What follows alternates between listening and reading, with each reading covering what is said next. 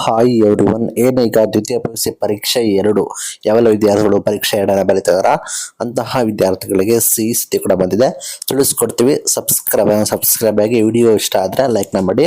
ಇಲ್ಲಿ ಯಾರೆಲ್ಲ ದ್ವಿತೀಯ PUC ಪರೀಕ್ಷೆ 2 ಆರಂಭ ಆಗ್ತಾ ಇದೆ, ವಿದ್ಯಾರ್ಥಿಗಳು ಯಾರೆಲ್ಲ ಪರೀಕ್ಷೆ ಬರೆಯಕ್ಕೆ ಹೋಗ್ತಿದ್ದಾರೆ ಅಂತ ವಿದ್ಯಾರ್ಥಿಗಳಿಗೆ ಗುಡ್ ನ್ಯೂಸ್ ಕೊಟ್ಟಿದ್ದಾರೆ. KSRTC ಅದೇ ರೀತಿ BMT ತನ್ನ ಸಾರಿಗೆಯಲ್ಲಿ ಉಚಿತ ಬಸ್ ಪ್ರಯಾಣಕ್ಕೆ ಅವಕಾಶ ಕೊಟ್ಟಿದ್ದಾರೆ. ವಿದ್ಯಾರ್ಥಿಗಳು ಉಚಿತವಾಗಿ ಪ್ರಯಾಣ ಮಾಡಬಹುದು. ಈ ಶೈಕ್ಷಣಿಕ ವರ್ಷದಿಂದ ದಿನಾಂಕ 29/4/2024ರಿಂದ ದ್ವಿತೀಯ PUC ವಿದ್ಯಾರ್ಥಿಗಳಿಗೆ ಪರೀಕ್ಷೆ ಕೂಡ ನಡೀತಾ ಇದೆ.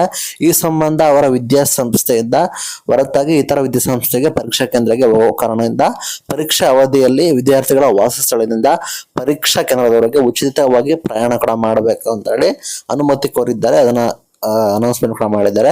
ಇದೇ ರೀತಿ ಯಾವ ದಿನದಂದು ದ್ವಿತೀಯ PUC ಪರೀಕ್ಷೆ ನಡೀತದೆ 29 ಏಪ್ರಿಲ್ 16 ಮೇವರೆಗೆ ದ್ವಿತೀಯ PUC ವಿದ್ಯಾರ್ಥಿಗಳು ತಮ್ಮ ವಾಸಸ್ಥಳದಿಂದ ತಮ್ಮ ನಿಯೋಜಿತ ಯಾವೆಲ್ಲ ನಮ್ಮ ಪರೀಕ್ಷಾ ಕೇಂದ್ರಗಳಿರ್ತವೆ ಅದಕ್ಕೆ ಹೋಗುವಾಗ, ಅದೇ ರೀತಿ ಹಿಂತಿರುವಾಗ, ಹೋಗ್ಬೇಕಾದ್ರೆ ಅದೇ ರೀತಿ ವಾಪಸ್ ಬರ್ಬೇಕಾದ್ರೆ ವಿದ್ಯಾರ್ಥಿಗಳಿಗೆ ಉಚಿತ ಪ್ರಯಾಣ ಕೂಡ ಘೋಷಣೆ ಮಾಡಿದ್ದಾರೆ.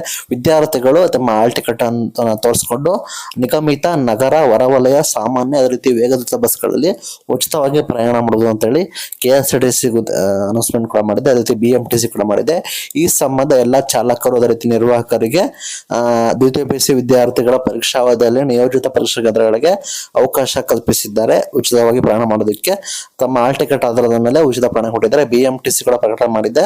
ವಿದ್ಯಾರ್ಥಿಗಳು ಕೂಡ ಹೆಚ್ಚುವರಿ ಬಸ್ಗಳು ಕೂಡ ಬರ್ತವೆ. ವಿದ್ಯಾರ್ಥಿಗಳು ಅದೇ ರೀತಿ ಪೋಷಕರು ಕೋರಿಕೆ ಮಾಡಿದ್ರೆ ಅಲ್ಲೂ ಕೂಡ ಕೋರಿಕೆಯ ಪ್ರಕಾರ ನಿಲುಗಡೆ ಸ್ಟಾಪ್ ಅನ್ನು ಕೂಡ ಕೊಡಬಹುದು ಅಂತ ಹೇಳಿ ಪ್ರಕಟಣೆ ಮಾಡಿದ್ದಾರೆ. ದ್ವಿತೀಯ PUC ವಿದ್ಯಾರ್ಥಿಗಳಿಗೆ ಗುಡ್ ನ್ಯೂಸ್.